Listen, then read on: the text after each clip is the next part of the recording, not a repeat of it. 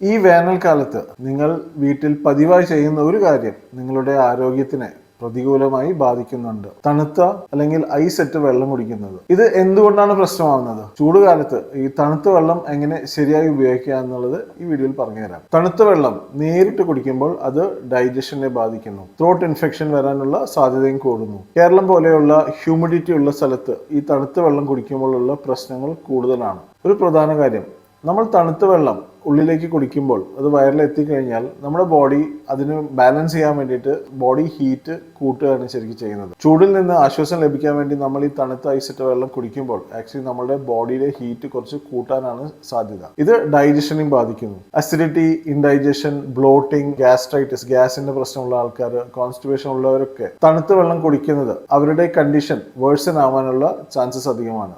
എന്നാൽ ഈ തണുത്തുള്ള വെള്ളത്തിനെ നമുക്ക് എങ്ങനെ ശരിയായ രീതിയിൽ ഉപയോഗിച്ച് നമ്മുടെ ശരീരത്തിന്റെ ചൂട് കുറയ്ക്കാം എന്ന് നോക്കാം. ഒരു സിമ്പിൾ ടിപ്പാണ്, പലരും ഓൾറെഡി ചെയ്യുന്നുണ്ടാവും. നമ്മൾ ഒരു ട്രെയിനകത്ത് കുറച്ച് ഐസ് ക്യൂബ് ഇട്ട് കുറച്ച് വെള്ളം നിറച്ചതിന് ശേഷം നമ്മുടെ കാലുകൾ കുറച്ചു നേരം മുക്കി വെക്കുക. ഇത് അലർജി ഉള്ളവരും സൈനസൈറ്റിസ് അങ്ങനെ പ്രശ്നമുള്ളവരൊക്കെ ഒഴിവാക്കണം. ഇത് എക്സസ് ബോഡി ഹീറ്റ്, അതായത് അധികം ചൂടുള്ള ആൾക്കാർക്കാണ് ഇത്തരം തണുപ്പിക്കുന്ന ട്രീറ്റ്മെന്റ് കൂടുതലും എഫക്റ്റീവ് ആവുക. കുറച്ച് നേരം കാലിങ്ങനെ വെച്ച് കഴിഞ്ഞാൽ നമ്മുടെ ബോഡിയിൽ നിന്നുള്ള കംപ്ലീറ്റ് ചൂട് കുറയുന്നതായിട്ട് നമുക്ക് അനുഭവപ്പെടാം. മറ്റൊരു മെത്തേഡ്, നമ്മളൊരു തുണി എടുത്ത് ഈ വെള്ളത്തിൽ തുണി മുക്കി പിഴിഞ്ഞ് നല്ലപോലെ നമ്മുടെ കഴുത്തിന്റെ പുറകിലും അതുപോലെ തന്നെ നെറ്റിയിലും ചെവിയിലും കവർ ചെയ്യുന്ന പോലെ ഒരു 5 മിനിറ്റ് വെക്കുകയാണെങ്കിൽ നമുക്ക് ബോഡി ടെമ്പറേച്ചർ നല്ലപോലെ കുറയുന്നതും അനുഭവപ്പെടാം. അതുപോലെ തന്നെ മലർന്നു കിടന്ന് നമ്മുടെ വയറിന്റെ അടിയിലും ഒരു അരമണിക്കൂർ നേരം, അത് ഭക്ഷണം കഴിച്ച് ഒരു 2 മണിക്കൂറിന് ശേഷം അല്ലെങ്കിൽ എംപ്റ്റി സ്റ്റൊമക്കിൽ വേണം ചെയ്യാൻ. അത് ചെയ്താലും നമുക്ക് റിക്കറന്റ് UTI, ഇടയ്ക്കിടയ്ക്ക് ഉണ്ടാകുന്ന യൂറിനറി ട്രാക്ട് ഇൻഫെക്ഷൻ അല്ലെങ്കിൽ വയറ്റിലുള്ള ആസിഡിറ്റി, കാളിച്ചയൊക്കെ ഉള്ളവർക്കും ഇത് വളരെ